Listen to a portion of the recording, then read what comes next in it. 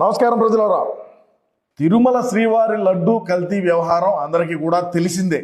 అందులో భాగంగా అక్కడ బోలేబాబా డైరీ అనేటువంటి సంస్థ అది అసలు 1 లీటర్ కూడా రైతుల దగ్గర నుంచి పాలు ప్రొక్యూర్ చేయలేదు. అదేవిధంగా వాళ్ళకి ఎటువంటి ఆవులు కూడా లేవు, ఏమీ లేవని నివేదిక ఇచ్చింది. రకరకాలుగా వివిధ మాధ్యమాల్లో కల్తీ జరిగినటువంటి మాట వాస్తవం అనేది ప్రతి ఒక్కరికి కూడా తెలిసింది. అందులో భాగంగా హెరిటేజ్ సంస్థను తీసుకొని నడిమిదల హెరిటేజ్ సంస్థకు అనుబంధ సంస్థగా ఉన్నది, వాళ్ళకి నేను ఇచ్చింది హెరిటేజ్ ఇచ్చింది అని చెప్పి రకరకాలైనటువంటి వివిధ మాధ్యమాలలో ప్రచారాలు మొదలుపెట్టినారు మన పార్టీకి సంబంధించినటువంటి వ్యక్తులు. అదేవిధంగా మనకు ఒక ఛానల్, ఒక వార్తా పత్రిక ఉన్నది. అదేవిధంగా కొంతమంది నెలవారీ జీతగాళ్ళు, కొంతమంది రోజువారీ జీతగాళ్ళు, కొంతమంది డిబేట్లో కూర్చొని పాల్గొనేటువంటి వ్యక్తులందరూ కూడా ఈ యొక్క హెరిటేజ్ మీద దుష్ప్రచారాలు మొదలుపెట్టినారు.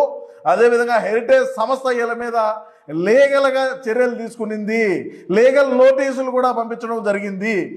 అందులో భాగంగా హెరిటేజ్కు సంస్థకు సంబంధించినటువంటి లీగల్ లాయర్ ఏం వేశాడు, ఏంది కథ అనేది వాళ్ళ తరపున హెరిటేజ్ ఫుడ్స్ తరపున మల్లికార్జున రావు ద్వారా వీళ్ళు నోటీసులు ఎవరెవరు అందుకున్నారు, ఏంది వ్యవహారం, ఏ విధంగా హెరిటేజ్ సంస్థ లీగల్గా వాళ్ళను ఎదుర్కొనింది, నోటీసుల్లో ఇక సారాంశం ఏందనేది మనం ఒక చిన్న వీడియోని విశ్లేషణ చేద్దాం. ఎందుకంటే మనం అన్న కోసం ఖచ్చితంగా పనిచేయాల. మరీ ఇదిగా హెరిటేజ్ సంస్థకు ఎటువంటి సంబంధం లేకుండా, అంటే బాగా ఆలోచించండి మీరు. హెరిటేజ్ సంస్థకు సంబంధం ఉంటే లీగల్గా అడ్వకేట్ని పెట్టి నోటీసులు దేనికి పంపించాలి? అంత ధైర్యంగా వాళ్ళు దేనికి ముందుకొచ్చారు?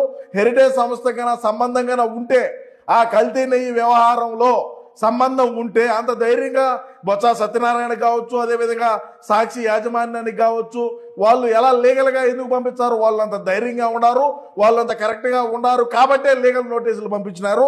దాని యొక్క సారాంశం ఏందనేది మనం తెప్పించినాం ఆ లీగల్ నోటీసులు కూడా. ఎందుకంటే మనం ఇటువంటి బఫూన్ గాళ్ళని పెట్టుకొని ప్రధానమంత్రిని యాడ్ చేద్దాం ప్రజలారా, మీరే చెప్పండి. హెరిటేజ్ ఫుడ్స్ లిమిటెడ్ సంస్థ తన పరువును భంగం కలిగించేలా అసత్య ప్రచారాలు చేస్తున్నారంటూ పలువురు రాజకీయ నాయకులకు మరియు మీడియా సంస్థలకు లీగల్ నోటీసులు జారీ చేసింది.